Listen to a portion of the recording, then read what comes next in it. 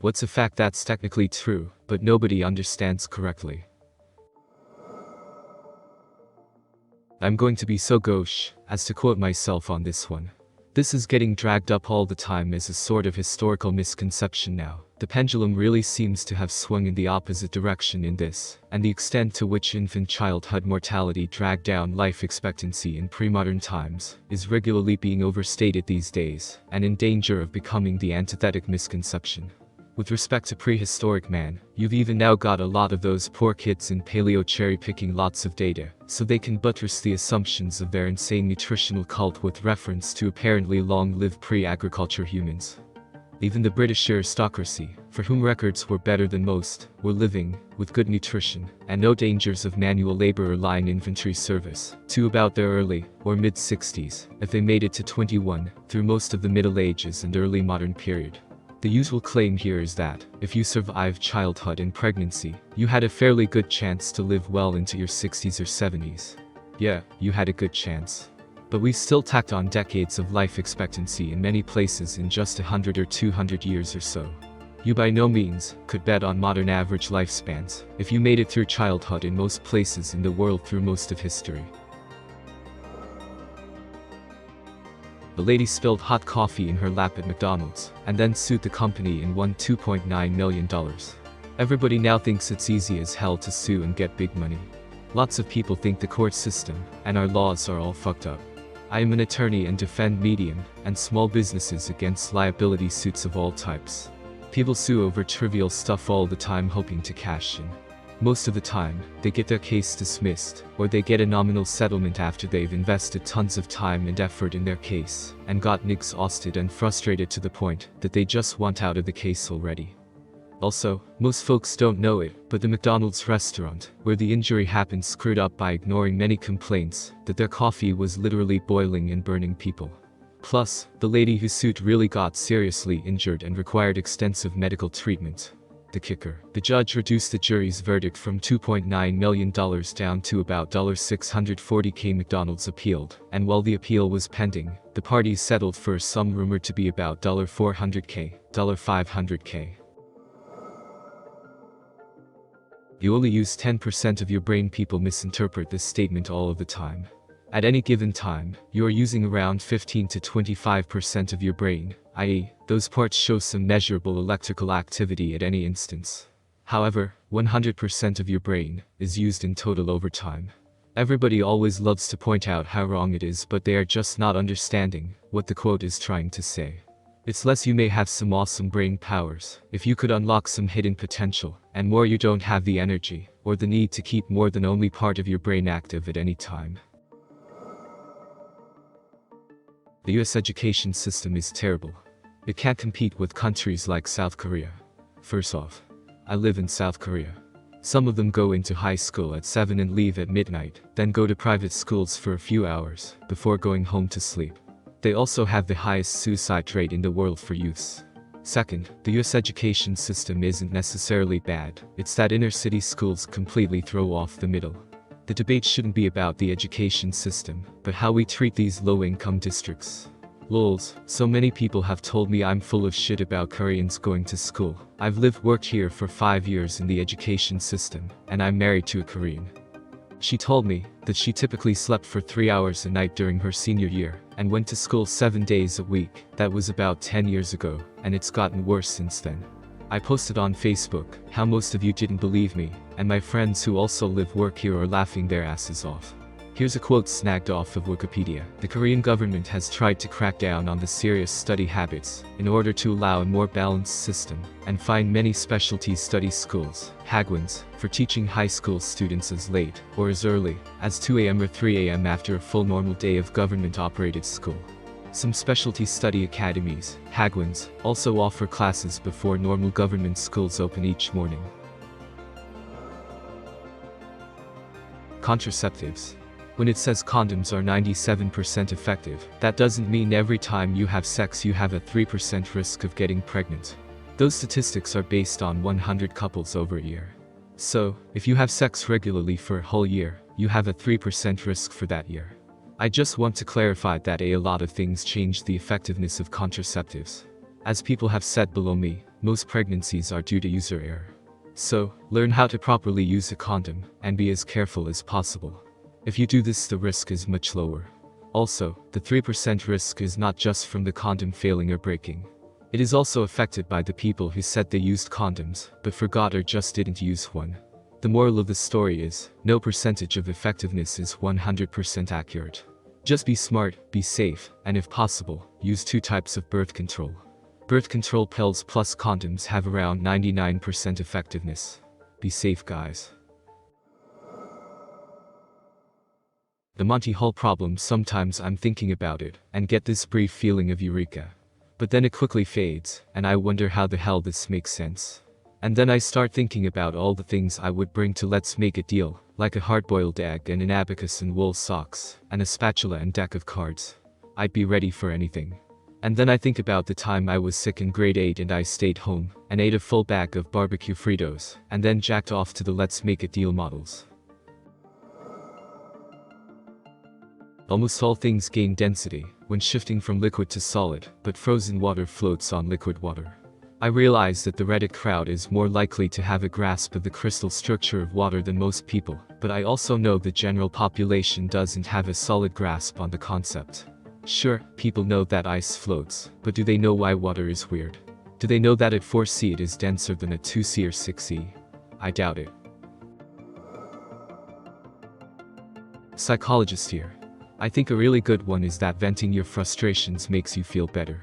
People take it for granted that talking about problems to stress makes you feel better without having a clue of why this works. People have no concept of why moving your vocal cords results in a reduction of psychological distress and anxiety. The answer is that, when he discusses our anxiety, we are creating new memories that are more easily processed by the amygdala of the brain. Essentially, talking about your difficulties exposes you to them. The longer you have exposure to a stress-producing stimulus, the less your body reacts to it, hence you get a reduction in anxiety. Glass is a solid. I'm a physicist who studied non-Newtonian fluids. The best answer is A. It depends on what question you're asking. There were very excellent situations where it makes more sense to group it with liquids, like when you're talking about some of the rheological, flow, properties of the material. And there were very excellent situations where it makes more sense to group it with solids, like when you want to know if your glass bowl will hold your soup. If you want to be even more accurate, you'll stop talking about it as being exclusively a solid or exclusively a liquid, since the idea that there are only 3-4 types of matter is overly simplistic. Your shaving foam is not exclusively a solid nor exclusively a liquid. It's complex. Your body is not exclusively a solid nor exclusively a liquid. It's complex. That plurals don't need apostrophes in English, the possessive form of the word it is its, and that split infinitives are wrong, and kill 7,000 people every year. Having read a short extract on split infinitives in the book, My Grammar and I, or Should That Be Me, it seems the lines around the split infinitives rule are severely blurred. It seems that, if splitting an infinitive can be avoided without losing the point of a sentence, it is best not to split it, and if splitting an infinitive helps to make the point, it is acceptable.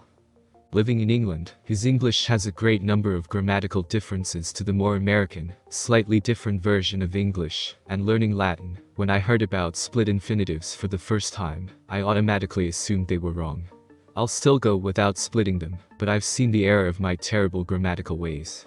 I shall now move to Zanzibar and hide there until I have perfected the art of flying. The Heisenberg uncertainty principle. The simplistic explanation of it, the act of observing a particle in fact changes it, has been so fucking perverted by some philosophers, and almost all practitioners of holistic medicine it's sickening. The uncertainty principle has been frequently confused with the observer effect, evidently even by its originator, Werner Heisenberg. 1 The uncertainty principle in its standard form actually describes how precisely we may measure the position and momentum of a particle at the same time. If we increase the precision in measuring one quantity, we are forced to lose precision in measuring the other. 8 An alternative version of the uncertainty principle 9 More in the spirit of an observer effect 10 fully accounts for the disturbance the observer has on a system and the error incurred, although this is not how the term uncertainty principle is most commonly used in practice. Karma. Especially in the West, people talk about karma as if it's a causal mechanism that makes good things happen to good people and bad things to bad people. That's not what it is. Nothing can happen because of karma. Karma is an observation, not a mechanism. Karma literally just means action.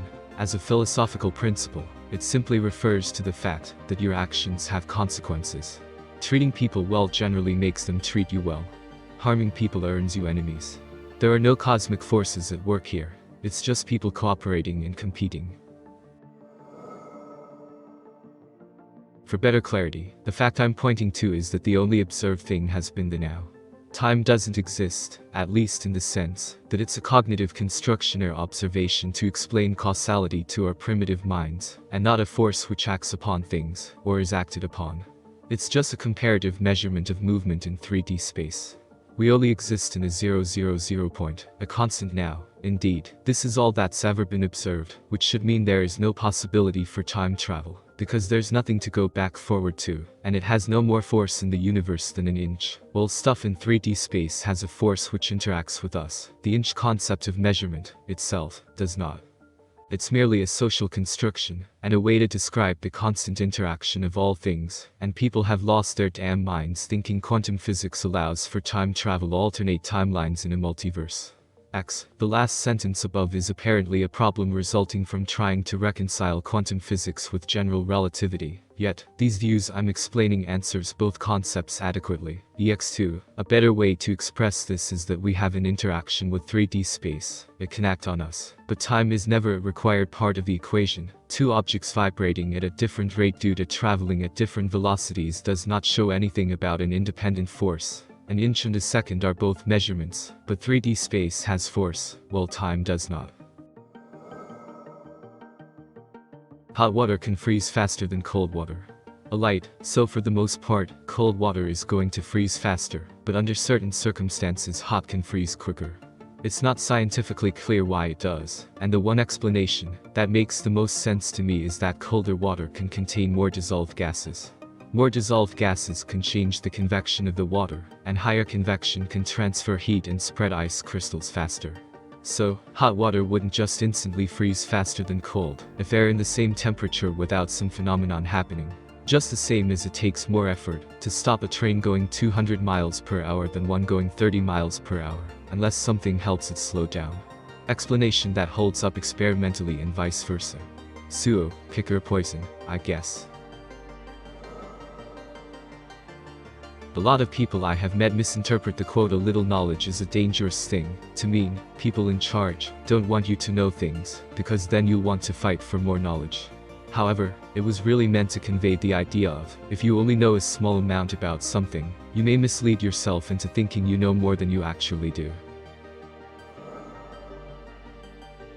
Electrons do not travel quickly through circuits. It is common for electrons to move through a copper wire at a velocity of 1/10 to 4 meters per second. When you turn on a light switch, electrons respond nearly instantaneously to the electric field that propagates through the wire, but the electrons themselves are prevented from accelerating over a long duration because they are continuously colliding the copper atoms. This is why filaments and light bulbs heat up. Current, the movement of electrons, is concentrated into the thin filament and collides with the atoms within the filament enough that they eventually heat up and cause the filament to glow. This kind of stuff. It's just crazy cool to me. Electrons do not travel quickly through circuits. It is common for electrons to move through a copper wire at a velocity of 1/10 to 4 meters per second.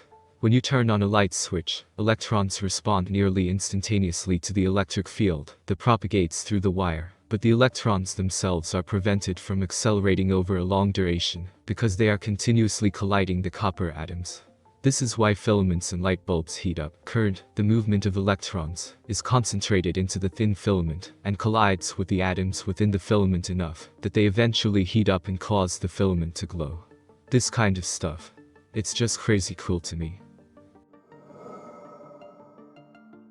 Lots of things I learned getting a bachelor's of religion philosophy. The snake in Genesis isn't Satan, there are multiple Satans. See Book of Job. There are two different creation stories in Genesis. The religion practiced by the people in the first half of the Old Testament was polytheistic, not the monotheistic Judaism we have today. Jihad means struggle. The Buddha taught to follow your own way, not the ways of others.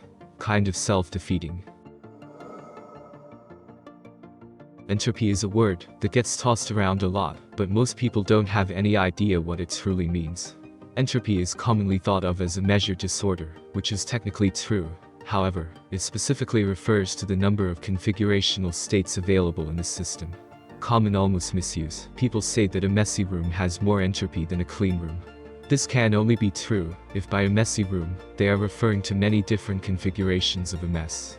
For instance, having a shirt draped over the back of a chair and having the same shirt draped over your bed sheets are considered thermodynamically equivalent. Conversely, in order for this example to hold true, a clean room must have a very specific configuration, i.e., the shirt must be folded and placed in the lower left drawer of the dresser, etc. The increase in entropy of the messy room comes not from things being spread out, but due to the multiple configurations that a room can have to be considered to be a mess versus the single configuration that a room can have to be considered clean. Observer effect. Most people go OMG, human consciousness changes the universe. No, what is happening is to measure something we must change it via our methods and tools, e.g., shooting another photon at it, or having go through some medium. The idea here is that we can never have a perfect knowledge, and that our observations will always change what we're observing somehow, because of our methods.